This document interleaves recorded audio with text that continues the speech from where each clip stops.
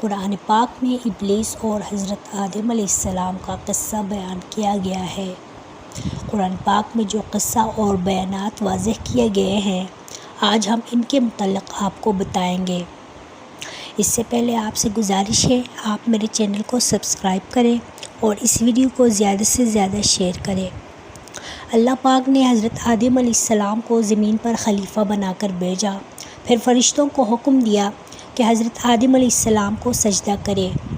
فرشتوں نے حضرت آدم علیہ السلام کو سجدہ کیا، لیکن ایک جن نے سجدہ نہیں کیا، جس کا نام ابلیس تھا، جو بعد میں شیطان کے نام سے مشہور ہوا۔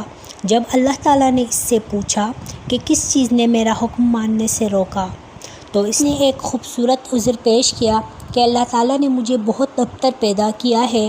ابلیس کی پیدائش آگ سے ہوئی، جبکہ جس ہستی کے سامنے سجدہ کرنے کا کہا گیا وہ مٹی سے بنا تھا، تو ایک طرف تو اسے برتر بنایا گیا اور دوسری طرف اس سے ایک مٹی سے بنے انسان کے سامنے سجدہ کرنے کا حکم دیا گیا۔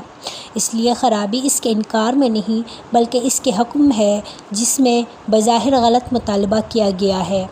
یہ شیطان کا مقدمہ تھا، جو بظاہر بہت زیادہ معتدل تھا، مگر وہ کسی اور کے سامنے نہیں بلکہ اللہ پاک کے سامنے موجود تھا، جو دلوں کے بعید خوب جانتا ہے۔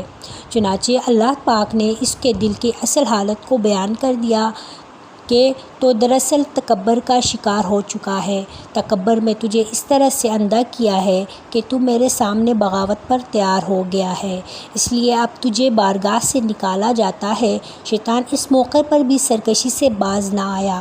اس نے اپنی گمراہی کا یہ الزام اللہ پر ڈالنے کی کوشش کی کہ جس طرح تو نے مجھے گمراہ کیا، اسی طرح میں تمہارے بندوں کو گمراہ کرتا رہوں گا۔ اس طرح یہ ثابت ہو جائے گا کہ وہ عزت کے مستحق نہ تھے جو انہیں دی گئی، بس تو مجھے قیامت کے روز تک مہلت دے دے۔ اللہ تعالیٰ شیطان سے سخت ناراض تھے، اس لیے انہوں نے اسے مہلت دے دی، اور خدا کی رحمت جیسی صفت بھی اس کے کام نہ آ سکے۔ اور دوسری طرف حضرت آدم علیہ السلام کو اور ان کی بیوی کو ایک باغ میں بھیجا گیا اور حکم دیا گیا کہ یہاں ایک درخت ہے، اس کے پاس مت جانا اور اس کا پھل مت کھانا، اور انہیں یہ بھی بتایا گیا کہ ابلیس ان کا دشمن ہے، لہٰذا آپ اس کے دھوکے میں نہ آئیں۔ حضرت آدم علیہ السلام اور حضرت حوا نے کچھ عرصہ تو اللہ پاک کے حکم کی پابند رہے، لیکن بعد میں شیطان نے وسوسے ڈالنا شروع کیے۔ اس نے ان دونوں کو قسم کھا کر یہ یقین دلایا کہ وہ اگر اس درخت کا پھل کھا لے تو انہیں ہر طرف سے فائدہ ہوگا۔ وہ دونوں اس کی باتوں میں آ گئے اور درخت سے کا پھل کھا بیٹھے، لیکن اس کے بعد وہ اللہ پاک کے عطا کردہ نعمتوں سے ہاتھ دھو بیٹھے، اور اس طرح سے شیطان بظاہر اپنے چیلنج میں کامیاب ہو گیا کہ وہ یہ ثابت کر رہے گا کہ آدم اور اس کے مقام کے مستحق نہیں ہیں جو انہیں دیا گیا ہے، مگر آدم اور حوا کا کیس شیطان والا نہیں تھا۔ اس کا انہوں نے ثبوت اس طرح دیا جب انہیں معلوم ہو گیا کہ انہوں نے اللہ تعالیٰ کے حکم پر قائم نہیں رہ سکے۔ دونوں رب کی بارگاہ میں معافی کے خواستگار ہو گئے۔ اللہ پاک نے ان سے پوچھا، کیا میں نے تمہیں منع نہیں کیا تھا؟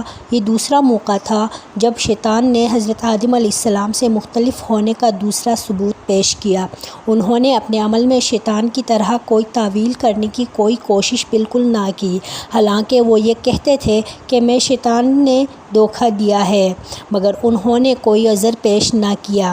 یک طرفہ طور پر انہوں نے غلطی اپنی مان کر معافی مانگ لی، اور اللہ پاک نے انہیں معاف کر دیا۔ آج بھی ابن آدم اور ابن شیطان میں ایک ہی بنیادی فرق ہوتا ہے۔ آدم کے بیٹے کے اعتراف کی نفسیات میں جیتے ہیں، جبکہ شیطان کے پیروکار عذر میں پہلو سے جب کوئی غلطی ہو جاتی ہے تو وہ فوراً اپنی غلطی مان کر معافی مانگ لیتے ہیں۔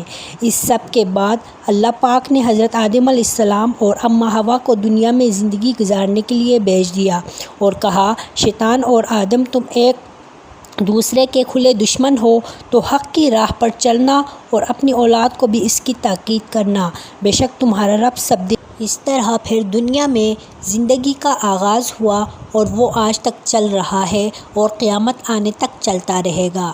لہٰذا ہم سب کو اللہ پاک سے اپنے گناہوں کی معافی مانگ لینی چاہیے اور دین کے راستے پر چلنا چاہیے۔ بے شک دین کا راستہ ہی حق اور سچ کا راستہ ہے۔ اگر آپ کو یہ واقعہ اچھا لگا ہو تو اس کو زیادہ سے زیادہ شیئر کریں۔ اس طرح کی مزید واقعات کے لیے میرے چینل کو سبسکرائب کریں۔